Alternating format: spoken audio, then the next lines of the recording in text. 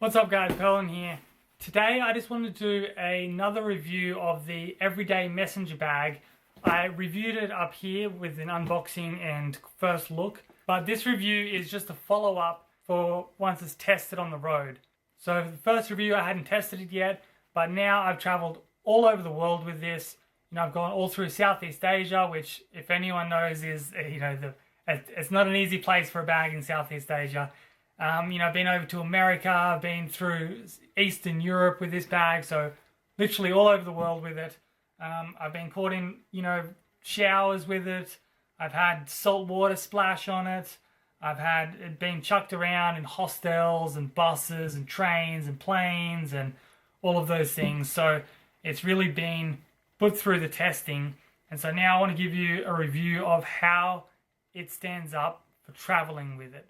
And I had this as my day pack. So I didn't have a day pack, I just had this one and my big bag. So this was on the airplane with me and when I went out traveling around the city, things like that. So first for the good points. This handle up the top here is amazing. I've never really understood why people would have briefcases, but just being able to carry it as a briefcase is just super practical and I've used it a lot.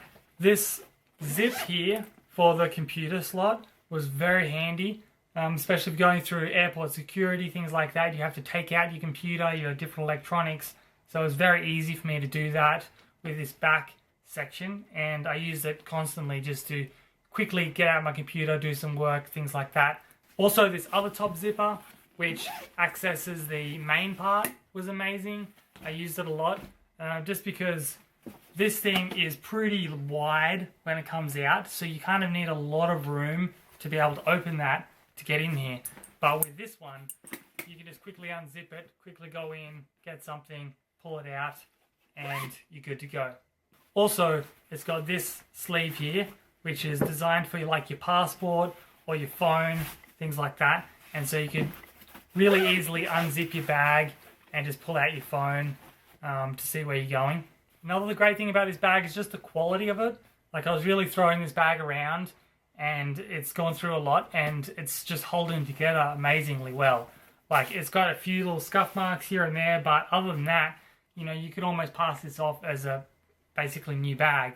So the quality and materials they use at Peak Design to make these bags is really, really good.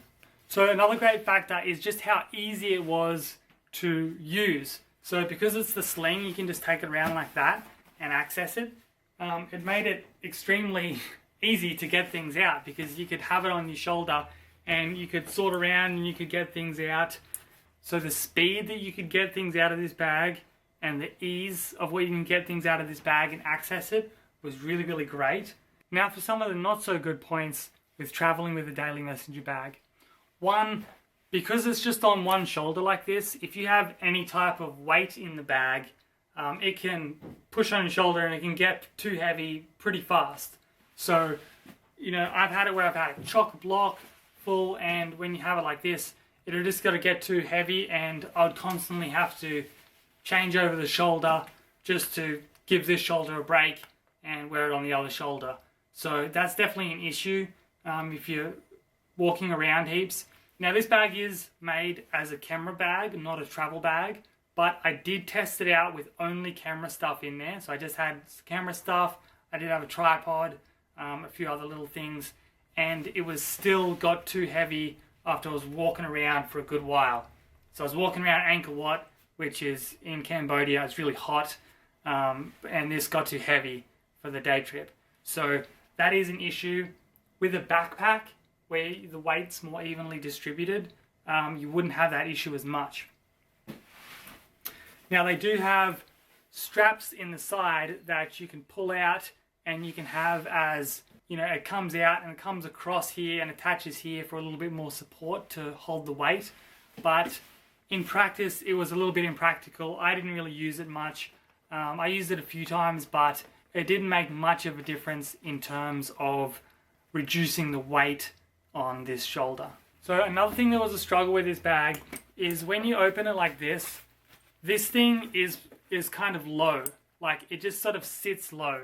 So this front section here is not very high. So I was always worried about things like falling out, and it was a little bit unbalanced as well. So if you open it, it can easily just sort of fall forward. Another thing, this is only a small thing, is when it's on your back, it sits out a little bit from the side of you.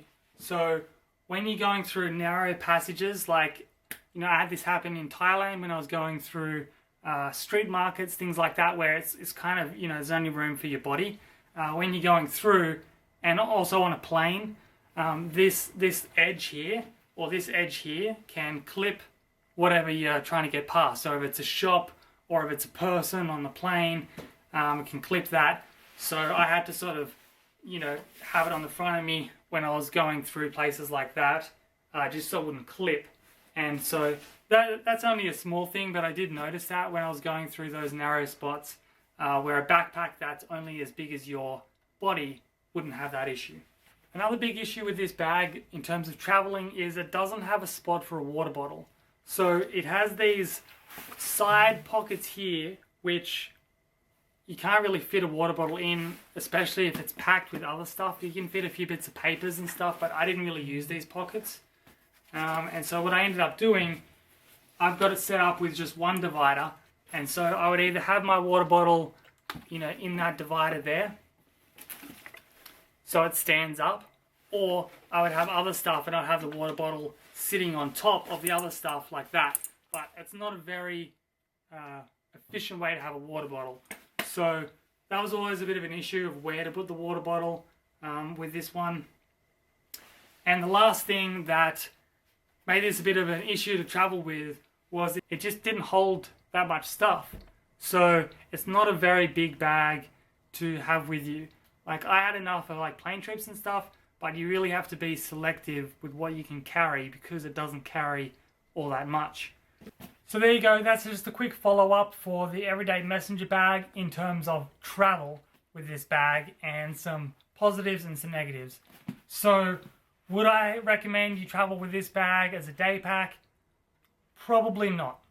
I probably would reckon there's better bags out there that you can use as a travel day pack than the everyday messenger bag.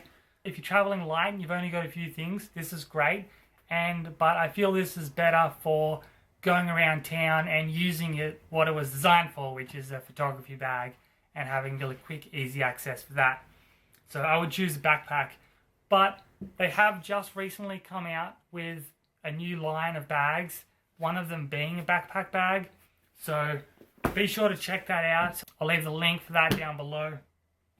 And the backpack bag looks like this, and it fixes a lot of those problems, as it has a space for water bottle, you can fit more things in here, and it's comfy. It doesn't just go on one shoulder because it's got both the straps. So the main issues with the daily messenger bag, this bag fixes. Similar design with the latch system, but you can fit lots more in there, and it's made a lot more for travel. And if you want to see the quick review of this bag, I will link that in the description as well. That's it for now. Thanks for watching. Be sure to like and subscribe, and I'll see you next time. Bye.